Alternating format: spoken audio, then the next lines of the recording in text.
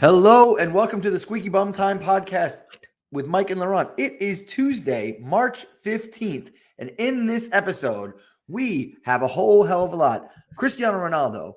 Does Cristiano Ronaldo things to Tottenham? Andriy Yarmolenko with one of the moments of the season. Jesse Marsch, an amazing comeback game for Leeds. But first, Laurent, anything happened today? You doing okay? Oh God.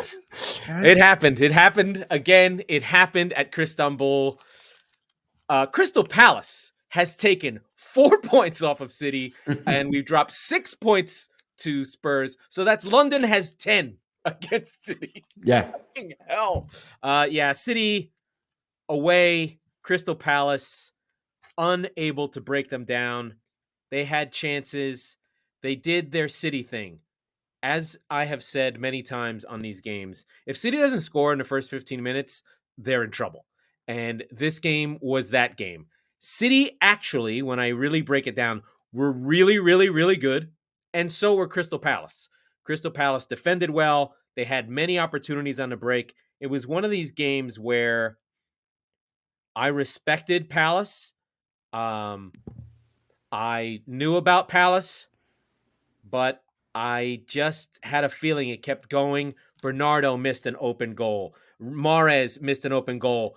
Cancelo shot a nuclear bomb, no pun intended, as we go later through this time. A shot that if it had gone in, it would have been goal of the season. Bernardo missed a second one in the second half. Foden missed one. Everything that could have gone wrong went wrong, but not in a bad way. It wasn't like a listless performance from City.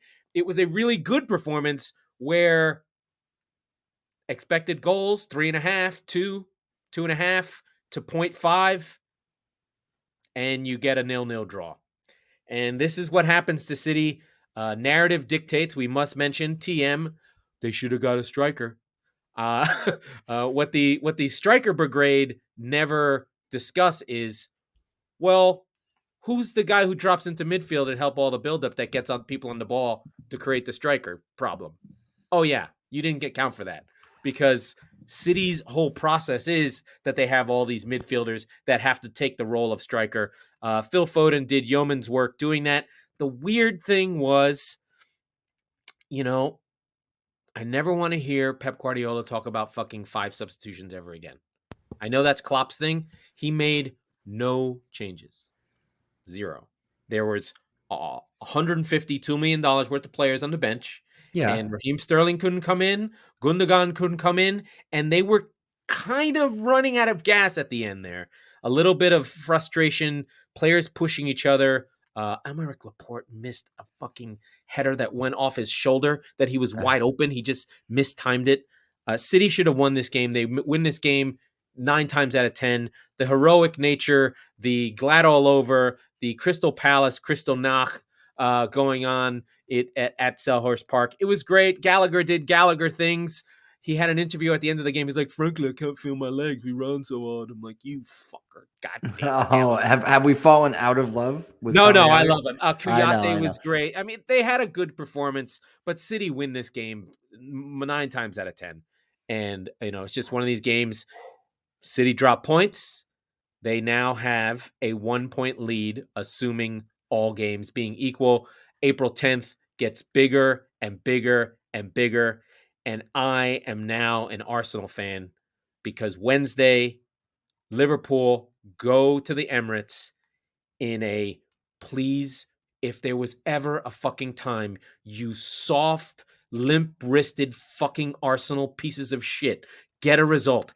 Anything. Just don't get beat. Get the draw. Play dirty. Xhaka, don't play Xhaka because he will get sent off.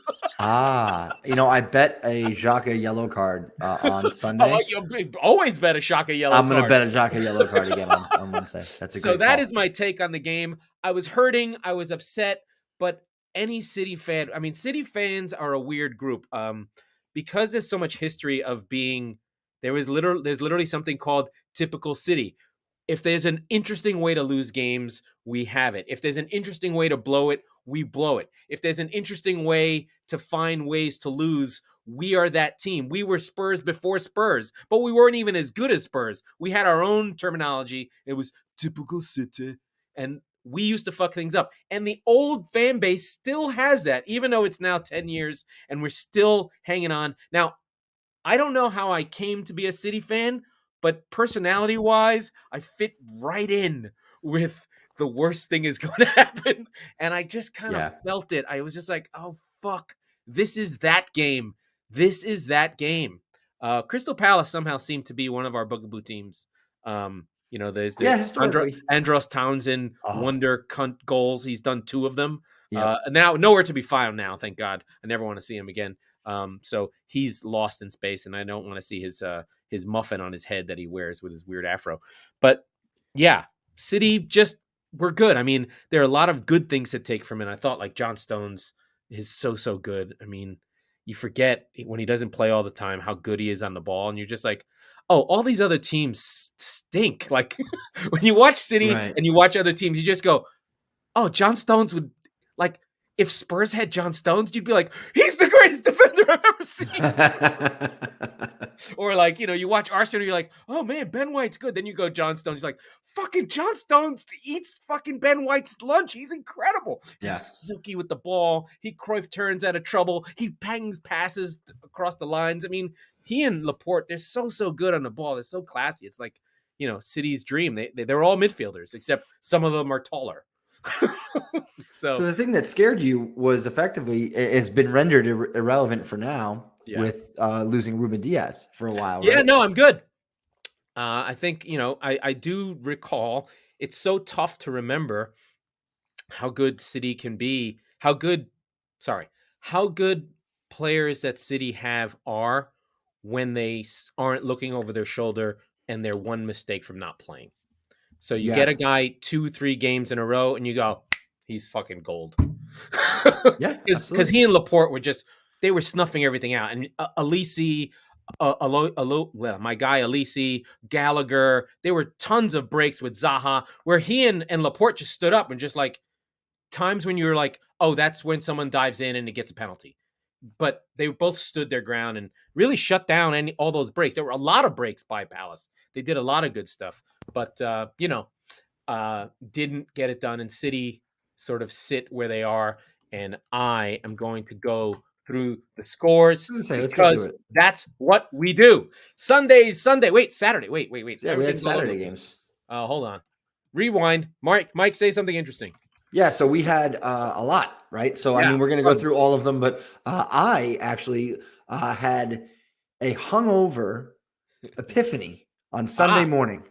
And I said, I was actually perusing the Twitters, and I saw somebody say, Chelsea's going to win today. And I went, yeah, okay, yeah, that makes sense. And he goes, Leeds is a good bet. And I went, Leeds is a good bet. They're playing Norwich. And I went to my book and I saw Chelsea and I saw Leeds and I went, okay. And then I saw Wolves were plus 250 against Everton. And I went, huh? Oh, yes, I'll have some of that. I'll take that, please. So I parlayed the 3 of them. Oh, baby. And I don't know why I did that. I just didn't think. And I just went, okay. All right. And then I also did Chelsea and Leeds. And now we'll go to the scores and we'll come back to that story. All right. So I think I missed the Thursday scores, but if we missed them midweek, Newcastle kept their run going against Southampton 2-1. They're cruising. Chelsea with Abramovich sanctions coming out of their ass. We don't know how many games they have left. Apparently Tuchel's going to drive them to France to play Lille. But they win 3-1 versus Norwich. But then we go into match week 29. It starts on Saturday when my friends from Brighton, who are now on a 5-game losing streak, lose to Liverpool. They try to kill Diaz, the new Luis Diaz. But I did see that. Yeah. But Brighton lose 2-0 but Brighton lose 2-0 to Liverpool. Liverpool were good, but not amazing. Salah with his 20th goal. His contract status is up in the air. Brentford off the schneid, on the schneid. They are gold. They're up 2. Burnley drop down. It looks like Brentford's going to be safe now. That was a huge one. We called it out. Your beloved Tottenham Hotspur get Ronaldo 3-2.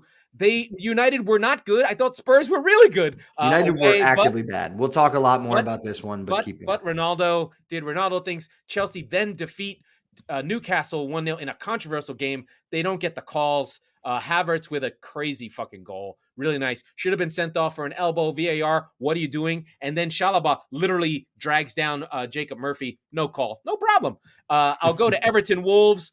Everton are terrible.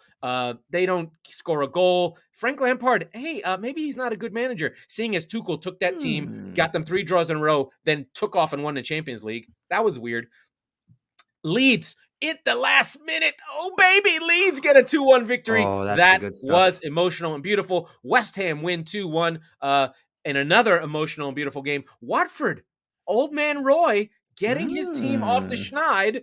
They win with 2. Cuco Hernandez is a fun player. He scores goals. And then we go into Sunday. We're into Sunday. Arsenal 2. Leicester fall apart. Hey, you know what, Mike? Leicester gave up a goal on what? On a corner.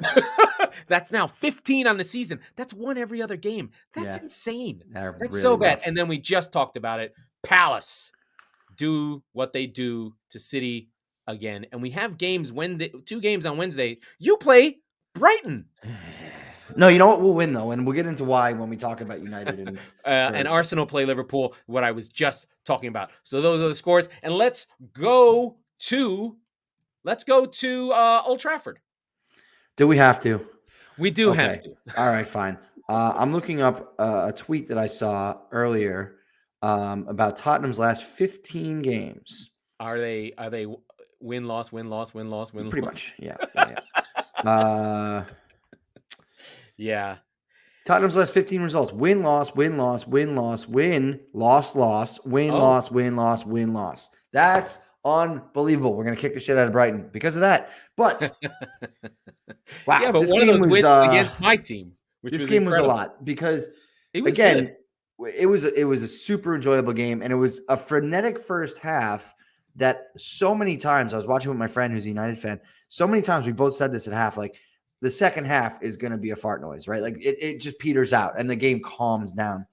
But this one was end to end for basically the first kick of the ball to the last. And so obviously it's the Ronaldo show. But I think that there were moments where you're like, you can't let him do that, right? Like the first goal so first of all, he gets mad that he doesn't get a handball in the box, and he just literally goes into berserker mode and scores one from 25, 30 yards. Now, if you watch that play, Fred has this cheeky little flick that, and then he makes the run field. That opens up the space, which is really good. And so Dyer is caught in no man's land on that point. The obvious he doesn't move that well up and down sometimes. Right. I feel like, but he knows what he is. He knows what he's not. But so he goes, if I charged at Ronaldo, guess who's getting walked right around? Yeah, I know. Right. So he's like, damn if you do, damn if you don't. And he goes, I'm gonna try and block this shot, but make a perfect shot. Guess what? So 1-0 to United. But Spurs fight back, right? And I thought that we had significantly better of the game, and I'm trying. I would agree. I mean, it's not too crazy. It's the stats are close. The stats are close, but I still, having watched it, I'm like, okay, it's kind of back and forth. We end up getting the penalty. That's what it was to make it 1-1. And there were chances before that, though. We had a goal called off for offside, which rightfully so, of course. But so Kane puts it home from the penalty spot, unstoppable, never gonna miss. Fine. The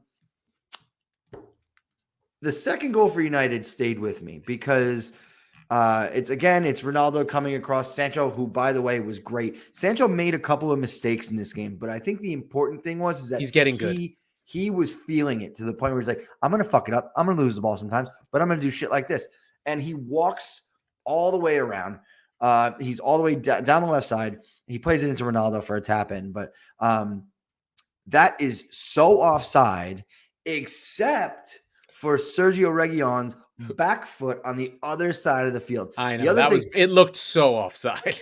Well, because Dyer stepped up, and when I saw him step up but this is before they have the lines on the field, I'm like, all right, he giveth and he taketh away. We're all right. And then they do the lines, and I see Reguilon's foot like 40 yards from the ball, which, by the way, is such a bastardization of the spirit of the rule. I know.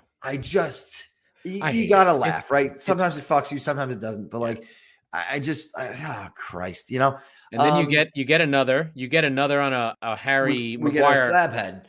Right, but the shit housing by your man, who's your Romero. I'm telling Romero. you, He was there. I mean, he was there. he But was Harry there. Maguire had every right to get up and punch him in the face. Oh yeah. So for the uninitiated who didn't see the goal, it goes off a Slabhead's stupid face and into the net. 2-2 to Spurs, 72nd minute. We were in the ascendancy. This game, you score that goal and you're like, we're going to go win this fucking game now.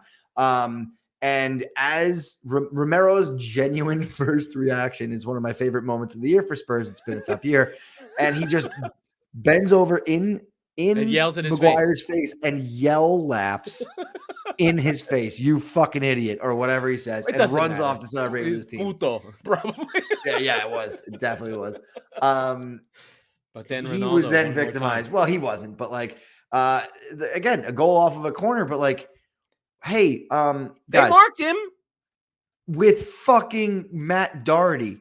Like, Yeah, well. hey, number 7, keep an eye on number 7. I get we're doing zonal marking. I understand that it works sometimes.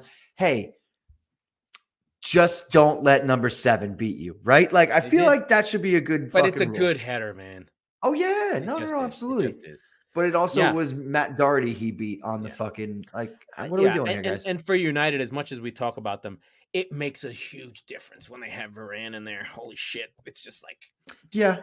they're just adding another a level of quality that they don't have on a normal basis. Another thing that I noticed straight away from kickoff was that Paul Pogba is a bit famous for his hairdos and it's for for his flamboyant appearance, shall we say? He went with Well, the Pogba. he went scorched earth. He shaved his head. He looked scary. And so he will from hereby be known as on the Squeaky Bum Time podcast as Paul Penis, because that is exactly what he looks like. I think there's a Highlander reference for Man United. There can only be one. They can only have one Portuguese guy playing at a time. The Ronaldo goals were Bruno's goals, especially the first one. Ronaldo was going into spots where Bruno normally is. Sure. Yep. And the first one definitely. And I think that the Bruno issue doesn't make for that shot though. Oh yes, he does. He can make that shot. Well. I mean, he hasn't been, but you know what I mean. Yeah, I think the issue for United is when your team is selected based on the strengths and weaknesses of the players in the side, not that you have to play them, the team is much better. Yeah. Right? Letting Pogba roam free and having Matic and Fred do the running and having Rashford, even though he was bad, having Rashford and Sancho running off Ronaldo, and you can have guys roaming free and doing things and pressing, but you have to have a balance. And United just looked so much more balanced without having Ronaldo and Fernandes. So it's a tough call, but they weren't good. Well, look, another day, Spurs wins that game. Oh yeah, without question. I mean, Sonny missed some good chances. He's been, I thought that it was interesting. Right before the first goal that Ronaldo scored, there was an opportunity for Kane, who ended up taking one more touch and then tried to play it into somebody on the right wing. He should have shot. He shoots and scores on that every time I've seen him in that area. And so that was the weird difference early on. I was like, my superstar didn't take his shot and yours did.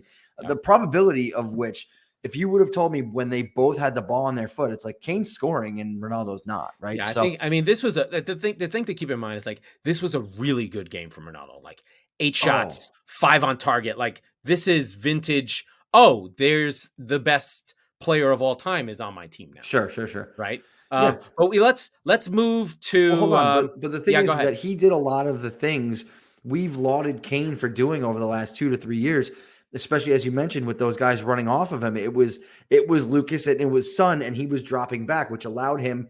He's 37 years old. He's not going to burn for 90 minutes like that. Okay. So what he's doing is and the other thing is he knows you're watching him at all times, except for when during the game winning fucking goal. But so he's getting into areas and spaces where he could get the ball and move or shoot, like if he wanted from 30 yards out. So, I thought that the 1-2 play with Sancho, as I mentioned, was unbelievable. Rashford, not his best effort, but sometimes that happens in that setup. Sometimes you become so one-sided that the other winger is like, he's more or less just there for show. But they get the points. Tremendously important game for their top 4 race. Their top four charge, I should say. Spurs are in the dust. It's hard to really say where they go from here. Who the fuck knows with Spurs? If they win 2-3 in a row, Sure, they're that not they have, but they gone. could. But like this is you can lose this game, right? I've said this on the show a lot. You can lose this game. You can lose to City, who they are fucking impervious against. But yeah, you but can't. this was not a bad loss. No, that's what I'm saying. This one stings because you basically got beaten by a one-man band, but you can get past it if you beat Burnley and Southampton and get a result versus Wolves at home and all these other points you're leaving on the board that now those are the points that you're missing between you and Arsenal and you and United. So if you get to the tax end of the season, right? The business end, I should say, of the season, and you are in these races, those are the points that you go, what the fuck? What did we even do there? Because now you've got games against Brighton, against Arsenal.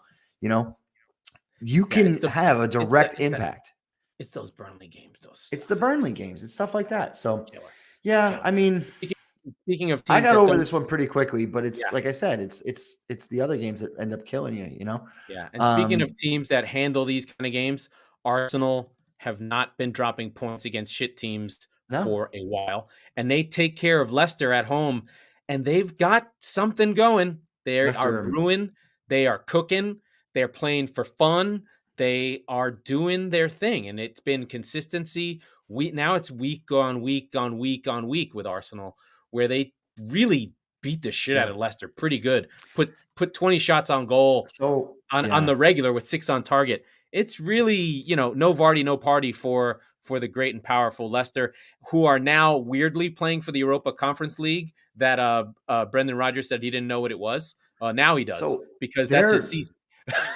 They're so unraveled all over the field. Harvey Barnes, I watched this game. Harvey Barnes was the only semblance of offense for the club the entire day. It was like watching an old dog die. It was horrible. Yeah, it's weird. It's weird. Their defensive problems are just so prevalent. And I remember when Soyuncu first came, and I thought that, holy shit, that's the guy United needed. Now that's the guy nobody needs. Soyuncu's awful.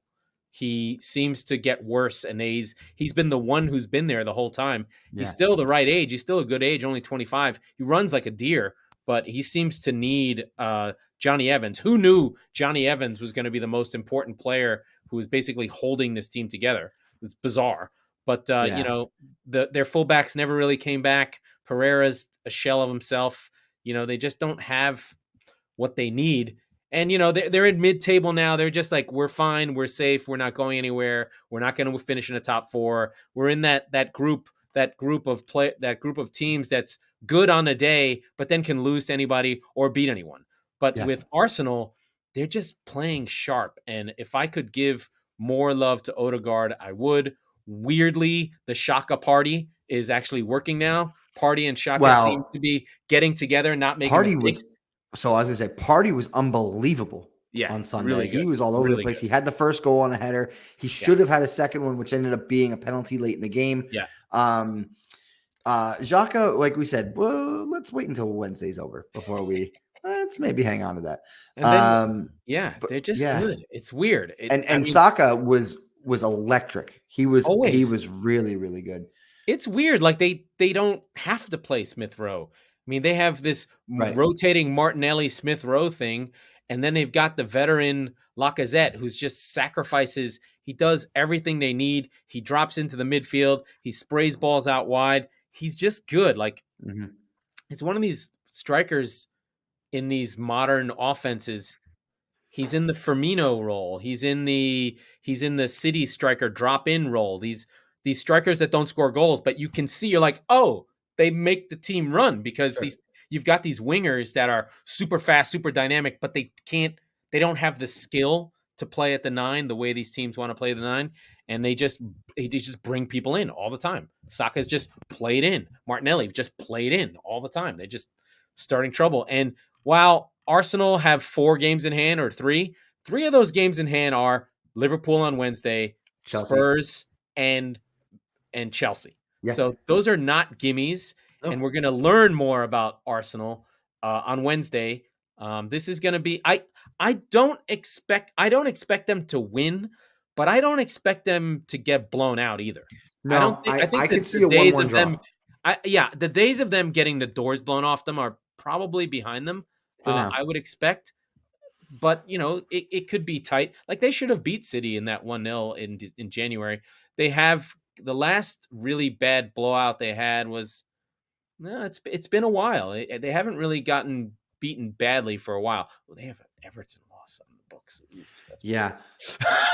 What I would say though is, and we they talk are about it a giving lot. up goals. But we talk about it a lot on the show. They have guys who have the Englishness, who will play for the shirt, they're getting up for this game. They want to go and not just spoil Liverpool's title Announce charge, themselves. but they want to announce themselves for next season and in the Champions League races. So there is a lot more than pride on the line here for Arsenal. But I think if it were only pride, it would still be a competitive game based on that. So I like this game. I do wonder if they're ready to do this. I think if Arteta is smart, he will not play Xhaka in this game. I agree. I just thought of something. Is this the classic? Oh, here come the Arsenal. Oh, wait, no, Liverpool beat them 4-0. Right? Like, is that it could be that. It could be that. I do worry for that. But that's what I'm saying. I think that's one of those narratives where I they've wonder. Got believers out of us. This is the moment. Well, this is the moment. These are the moments. I don't know. This is the final boss. This is one of those moments where can they have a good performance? I mean, they did have a really good performance against City where they should have won. And the Emirates is loud. It's got some juice. It can be. You can admit it or not, this is a likable group. It is. Teams that bothers me. Yeah, it bothers me. Really likable. You really like Ramsdale shouting and being afraid to watch the team take penalties and shout at his end. You really like Saka and Smith Rowe and the high socks and Martinelli. And all that, all the weirdness and Odegaard, like this weird Norwegian kind of smooth operator who has flicks and tricks, not because he's flashy, but just because that's how it's done, dude. I'll say this, and it's a great segue. He reminds me a hell of a lot. He's more flashy, maybe not as functional. Reminds me a lot of early Christian Eriksen. He has that quality, yes. Right. And they're both of Viking descent. Exactly. Not the same Vikings, different, but Norwegian versus they were Denmark. All fucking each other at some point. Okay. Yeah, and you want to segue into and let's go into Brentford Burnley because I saw a side by side of Brentford's first goal compared to a goal that Spurs scored in the 2019 season, and it was the exact same spot with the exact same part of Christian Eriksen's foot onto Ivan Toney's head. And 3 years ago, it was onto Harry Kane's head. So listen, if he stays there and they stay up, there's no reason next season Ivan Toney couldn't be booked for 25 goals. Absolutely.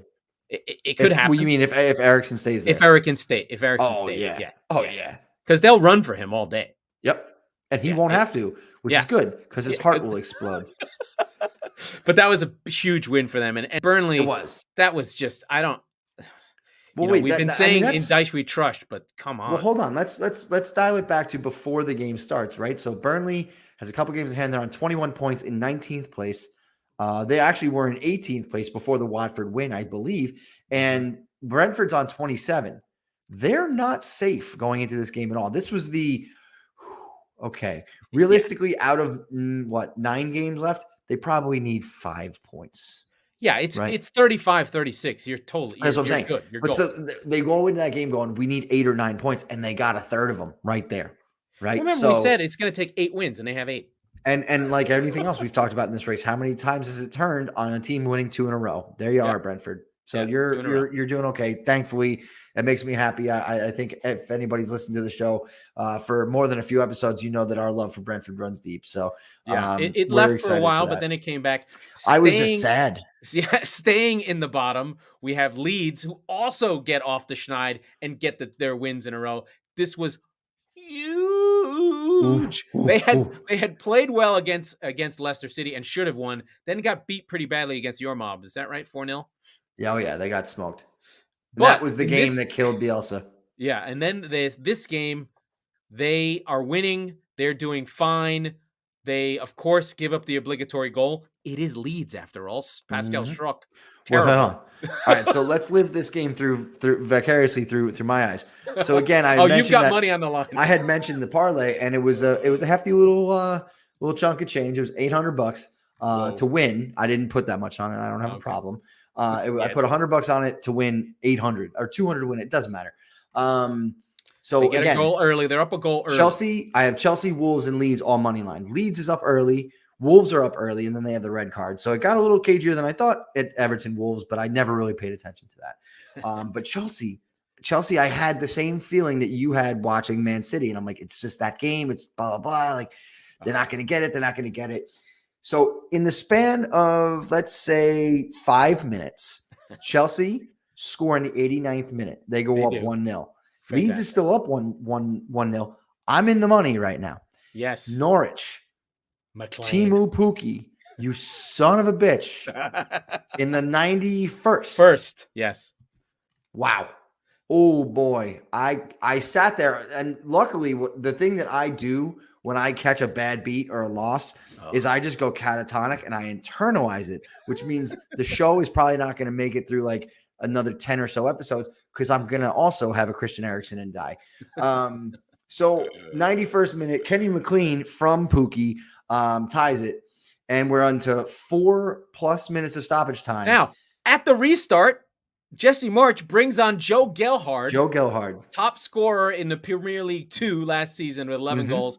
The Leeds fans love him. He's like 12 years old. He is their future striker. Where's he been all year? Why don't you just play him? But he comes off the bench, and it happens. He wins a header. He pushes, he pushes Rafinha out almost through to the right. Rafinha dances around the keeper. It's a really nice move. It's juicy. It was sexy. And then he salts it right back over to Gelhardt, who taps it in. And there was a pants optional party in my living room. Holy shit. It was just like Ellen Road. It was just like, I'm telling you, it was awesome. And I'm going to repay Leeds for this. Okay. On Friday, and if anybody is in the New York City area, you're more than welcome to join. I will be at the Leeds bar watching the Leeds. I think they're playing Wolves match. Oh, nice. Friday, 4 p.m. It's one of those weird Eastern daylight savings time, but not really in England things. So you got the late start, and I am going to be in that number. It's going to be a lot of fun. You're just going to Leeds? You're just going to the Leeds bar. Because I have a couple of hours to kill before I go to see my brother. So I was like, fuck it. Like, all right. So Leeds it is. You're going to love it. They're probably going to love you. You're going to kiss everybody. It's going to be great. It's Norwich, we know they're just done. Like the less we talk about them, the better. However, they still have games. If they win 2 in a row, they go from 17 to 20. If they win 2 in a row, they're almost not in trouble. Right. Speaking of the other friends down in the hell that is the relegation fight, Southampton lose to Watford. Just Watford, you bastards. Roy Hodgson, you motherfucker. They do win the XG battle. Chucho Hernandez scores 2 goals, one in the 14th, one in the 34th. He's been scoring some quality goals. I have watched some Southampton stuff. A lot of dominance from Southampton and then somehow giving up goals. They have this in them. They're a weird team. They're still well coached. They're just not as good as you want them to be. Ward-Prowse, a missed header by them that could have brought this game level. But Watford get off the schneid. They're now ahead of Burnley, but they're on 29. Who else did we have? There was someone else. Everton. We touched on Everton. And that's the thing. God. Okay. I've been playing this game the whole year. They have 3 games in hand. This couldn't possibly happen to them, right? Yeah, but now they lose another player with a red card. He's going to miss a couple games. They don't have enough. At this point, that's good. Yeah, they're really bad. They're just not even creating anything. Now, Wolverhampton, the Wolves are tough. Like, that's not a joke. Oh, no, I did not think that it would be this close. Yeah, it was. But at home, Everton needed those games at home. I think there was a belief that, sure, Frank Lampard wants you to press and attack, but doesn't really show the details of it. You thought that Everton would just play frenetic and score goals accidentally and win games just because they're better. But I think they've now got like the rot creeping in where they're playing with fear. They're playing with no confidence. I know that there's numbers and metrics and all these things that happen within all sports. But if there's one game that lives on emotion and time, and there's no timeouts, and the players are on the field, and it is the name of our show, so drink, get ready. It is Squeaky Bum Time for Everton. Yeah. They're not handling things well. They just, like, what happened to Dominic Calvert-Lewin? Is he dead? Did they? Did he stop? Does he not play anymore? Did they make him is he person? Is he broken? So in the Tottenham game, Richarlison keeps trying to score goals. I forget in the Tottenham game. I don't think he started, but he certainly made an appearance, and he just looked completely disengaged. Didn't give a shit, right? And Richarlison is out there basically doing it by himself. To what extent that he can, he's not that good. He just runs hard, and he's Brazilian, so you think he's really good. Well, he hit the bar. No, right, but I'm saying he has the ability to win a game for you, but not often, not by himself, right? Not enough. No, not enough. I don't know. How is Damari Gray not playing all the games? Why is Andres Townsend still on this team? Like, what the fuck is going on? They pull Dele Alli. Dele's giving them nothing. I mean, what is going on? Doesn't surprise me. No, so there are 3 games. There are 4 games, excuse me, that they do have in hand are Burnley, Leicester City, Watford, and Crystal Palace. So they've got some bums. They can right, but they have an easy schedule. It should be okay until they get into this. Yeah, but what I'm saying is those are two of those that I mentioned, right? Watford and Burnley. Those are knife fights. Yes, those are. If you don't win one of those games, you're going down. Yeah, it's getting kind of heavy. They've got to win. Both of those teams take points off of you, you're in deep shit, pal. Yes. They've got to beat fucking Watford. They have to beat. They have to win one of those games, and by have to win, I mean you can't draw both of them. That's not good enough. Yeah, and they've got a Newcastle in a makeup game. Like they're not nailed down. They're not nailed down to beat Newcastle. No, I would take Newcastle in that. Absolutely. Absolutely. And I think by then Trippier will be back. Yeah. So they're a mess. They hand over all the power to Rafa Benitez, who fires all this hierarchy and directors of football and scouting network, and he transfers out Digne, and then they fire him. Yeah. Like, that's just stupid. Like, what are you doing? Like, I think, and I mean this with the bottom of my heart, if they fucking rode with Benitez, they'd be fine. He would have found a way. Because he would have just been like in the situation that they're in right now. By fine, they would be in the Premier League next year, and he would be gone. Yes, and fans would hate it. And this team is a mess. They've got Russian oligarch connectivity. They've got financial fair play shit going on. They're not fine. If they go to the championship and try and build that stadium, they could disappear. Like these things, I don't think people understand. I mean, our English fans, you guys know. But when you go down, it's not a guarantee that you bounce back up. You need infrastructure. You need a way to play. You need everything to be good. You need to be able to go, oh, okay, we're down here. We know how to get out, right? Yeah. Because it's 5 seasons. All of a sudden, Nottingham Forest, 2-time European champions. It's now 20 years in the championship. Yeah.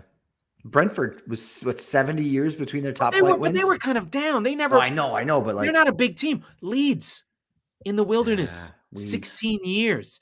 City had some tough moments. City were in the role of Crystal Palace. We were kind of like we're here. Hey, we go down sometimes, but not all the time. We had some trophies in our history, but they won a playoff. The most famous game before the Aguero goal was a League One championship, 2 goals down in extra time to bring to penalties against Gillingham and Tony Pulis in 1999. I've watched that game. It feels because I needed to feel it. What do we got left? We've covered a lot of stuff. Do you want to talk about Jesse Marsch a little? Yeah. I mean, I'm happy to see that. I mean, again, that's a big win over a plucky but sort of hapless Norwich team. But again, 3 points gets you from that conversation we were just in with Everton and Watford and Burnley out of it for now, right? Like, hey, keep moving. It is very much for now. But the relegation fight is literally Everton. I mean, Leeds are on 26, Everton's on 22, and then Watford's on 22, Burnley's on 21, Norwich on 17. It's really 3 from 4, and one of those 4 is Everton, which is insane. It's wild. If you would have told me, or not me, if you would have told Everton fans who were rejoicing and dancing in the streets when they got rid of Rafa Benitez, like you said, moments after selling Dino. They also started the season 3-1, 3-0-1. Yeah. But like, I want to hear like how that all went down. They're like, all right, cool. So like the ownership is like asking for a recap of the transfer window activity. Like, right. So, okay. So did you bring anybody in? Yeah, we got Dele Alli. Oh, cool. They the star from Tottenham. Yeah. Let's go with, yeah. Is he still good? Yeah. He's still good. Okay, great. What about Van der Beek? Yeah, right. Donny Van de Beek. Oh, you mean the guy that Manchester United bought for like 50 million a couple years ago? That's the guy. We got him. Does he play? Well, did you spend a lot on him? No, we didn't. No. We didn't spend a lot of money. Oh, okay, cool. Well, all right. Then how did you any defenders? Any midfield? Yeah. How did you fund these moves? We sold Luca Digne. We sold Luca Digne. Well, sorry, what was that? We sold our primary offensive creator. We sold Luca Digne. I'm sorry, what? Yeah, no, he's not on the team anymore. Yeah. Why? I didn't like him. He was not very nice to me in training one time 4 months ago, and I never forgot that shit. Yeah. Oh, you're fired. Get the fuck out. Pack your shit right now. Get the fuck out. Yeah, they just didn't get like guys who are up for the fight. And even Lampard, has he been in a relegation battle?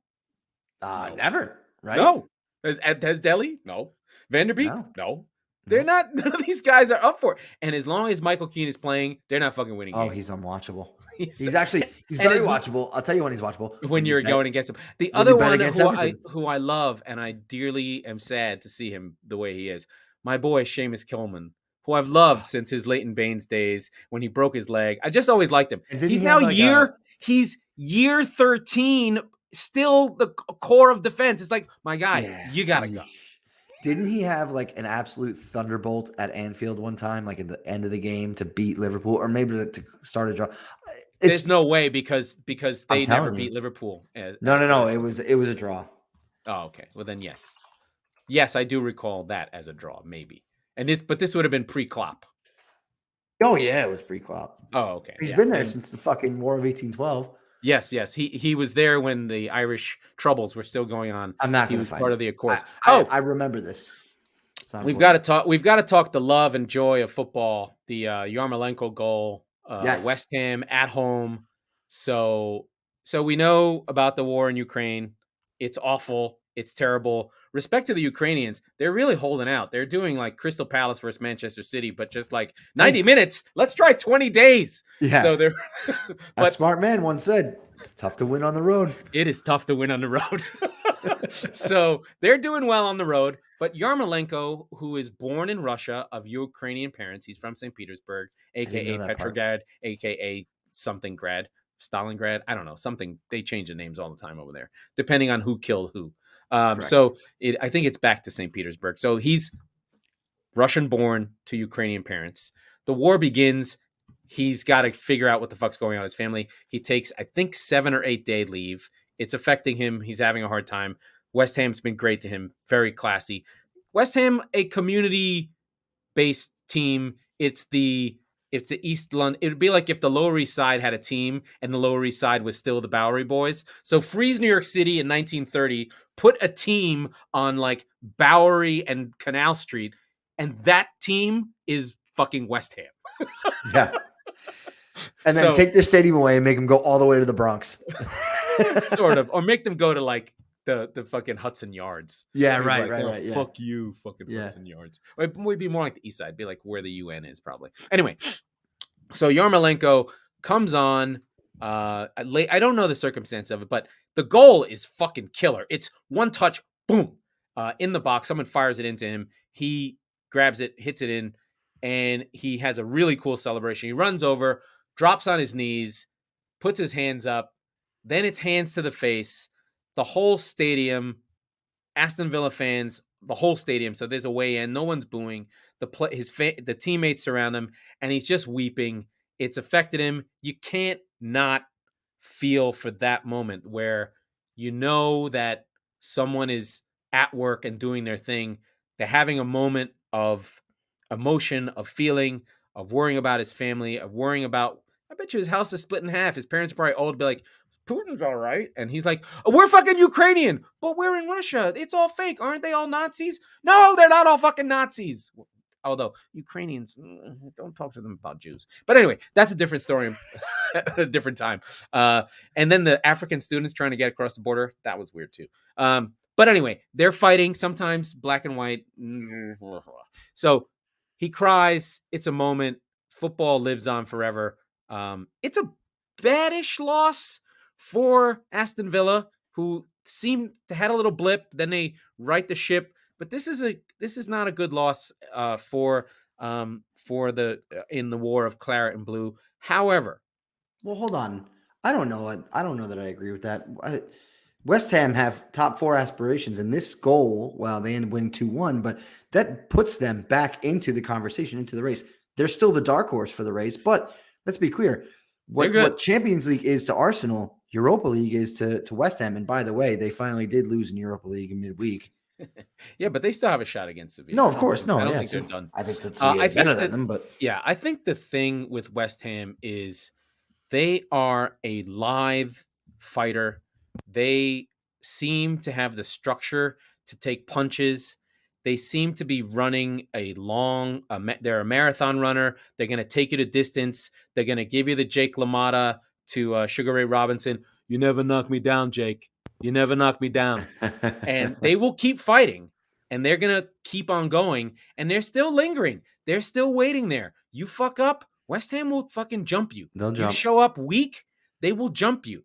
Mm-hmm. They're not getting goals from Antonio, but that doesn't matter. Maybe Yarmolenko can sort of summon something. As long as Rice and Souček are in the middle there, they are doing things, because the goal for Yarmolenko was set up by a run from deep from Rice. He just took off. He's 6 foot something. He's very upright. He's an odd runner, but he doesn't lose the ball, and he just had his head up the whole time. You're like, there he goes. Oh, there's Declan Rice running through the midfield, going from offense to defense, fires a pass into Yarmolenko, bing, boom, bosh. The goal happens, and that was cool and a moment that football mattered again. The goal, I will say, for Villa is an important goal because it's from our friend and yours, Mr. Jacob Ramsey, the best young midfielder to come out of England in a long time, just 20 years old, already on 6 goals out of the midfield. They've got a good thing going there in Aston Villa. It helps when you get funded. I don't know what Gerrard does. I think he just walks in the room and says, I'm Steven Gerrard. Give me the fucking players I need. And you're just like, okay, I got it. Yeah, we go again. Okay, fine. Don't slip. But they got this. I mean, it is weird. They don't slip. I know. But it's they're fine though. Coutinho, Watkins, Ings. I mentioned this in the middle of the game against Palace, and we talked about this last week. But that group, that fucking dirty bunch of Villa, Southampton, Palace, Leicester, Brighton, Newcastle, that group, they're fucking troublesome. They'll fuck you up. They're good. They have good coaches. Where they are in the table, how their season is gone, any day of the week, you'll be like, fuck, Jacob Ramsey scored a fucking goal on us and he beat us up. Or Palace, you're like, what the fuck? Where the fuck is Zaha going? That fucker. And Elise throws in a cross. Or you play Leicester and it's like, Jamie Vardy fucking in with Madison. God damn those fuckers. They're all really tough. And that I think brings the us to middle is Wednesday. good. Yeah, the That middle brings is us to good in the Wednesday. Premier League. So Yeah. you've got Spurs going to the Amex or whatever it's called now. Again, at your It is beloved the Brighton. Amex. They've really. I don't think they realized how much Dan Burn meant to them. It's weird. I think there's a signal when you sell a player who's like, "Hey, that guy played center back. He played left back. Yeah. Now he's gone. Like, what are you guys doing?" But they bought him for 4, sold him for 15 for a team like Brighton. They do that every day. Yeah, absolutely. Right. Yeah, and so They play again, your mob. the logic says win, loss, win, loss, win, loss, win, loss. This is going to be a win for Spurs, and they sure as hell need one. But the question I have is a tough game, man. I see that as a draw. Of course. The question I have is, does Lucas get in? Because he's obviously been a bright spot. He looked great off the bench the other day. Sonny was kind of absent. They took Kulusevski off for Lucas, down a goal late. I would not have done that. I would have taken Sonny off. I first guessed it at the time. Didn't have it on Twitter, so sorry. But you just kind of have to take my word for it. I thought that there are games where Sonny kind of disappears, and that's okay. But you've got to recognize when they are and just yank them for a guy who does. I don't think it's against Brent. I don't think it's against Brighton because Brighton are a possession team. Brighton are a team that play on the front foot. Brighton are a team that push up with their fullbacks. It's the kind of game where in transition you need Sonny, and I think that if you don't play Sonny in that game, that's probably a bad idea. I wouldn't even disagree with that, but what I'm saying is I think Lucas gives you a lot of the same. Now, I'm not saying he's as clinical as Sonny is, but I think that they're very similar players. So it makes you wonder, does Kulusevski give way? Should he? Absolutely not. He's been, for my money, he was the best player not named Ronaldo on the field on Sunday or Saturday, whenever the game was. Then we've got the Liverpool Arsenal, which we've already talked about as like, good God, please, for all love of Jesus, may all the gods, the old and the new, find the spirit of Patrick Vieira, bless Thomas Partey to attack and destroy Liverpool and treat them like the scouse cunts that they are, because we need them to not win. A draw is fantastic. I think a draw would be the most interesting outcome for the neutral, right, for the title race. Because then you're still a full 3 points behind, or they're ahead of Liverpool, I should say. Watch Arsenal just get the doors blown off them. I'm saying, anyway, man, it's possible. It's possible because also possible every fucking year. Now I've never come. The difference is I've never come around on it. I've always been like, these fucking phonies. This is nonsense. You just wait. Yeah, I told you so. We'll see. I'm drinking. I had a red Gatorade for this show. That's how much I'm drinking the Kool-Aid. Then Thursday we'll probably be able to talk about the results here. But Everton, Newcastle. If there's a must win for Everton, it's that one. They got to win that game. What are you doing? I mean, they're all must wins until they win one at this point. But yeah, and then I believe it's an FA Cup week because there's weird makeup games. So Arsenal play on Wednesday and then Villa on Saturday. I think Arsenal are looking for 4 points from those two in any order. Sorry, I'm looking up the FA Cup pictures. It is. And there's not really much to write home about. Middlesbrough versus Chelsea. They've taken down United and Spurs, so we'll see. Palace versus Everton. What if Everton get into the semifinal? They should mail that game. They should mail that game in. Oh, they should or try and win it. Like, just do whatever. Who cares? No, because you're not going to beat City or Liverpool or Chelsea in the next round. Like, just go now, dude. No. You never give up a trophy if you don't have to. You do if it's going to destroy your fucking club for 20 years. For Palace, you go ball to leather. Sure. You're safe. What I'm go saying get is, that game. No, I'm saying for Everton, get out of there. Like, go figure out how to get 8 more points the rest of the season, you fucking frauds. Like, just stay in the division. And then we've got Wolves League. So we've got games basically the rest of the week. And then I think there's Champions League on Tuesday. I think Atletico. So we'll talk to you guys. Games. No, we've talked to you guys a few times before that, but yes. No, but there's games every day of the week. This is the game today. This is the time of year, right? So the weird thing, and so for the old heads on the show, and we love you, you'll know that we've talked about how there's games thick and fast pretty much fucking every week for the last 2 seasons, right? Like almost a year and a half, too, because of all the makeups and all that stuff and all that. This is, as I said earlier in the show, the business end of the season where you usually do. And most clubs, teams that don't usually have midweek games, have makeups, right? So there's usually some stuff going from now until May 15th. Right, but we've got Man United Atletico tomorrow.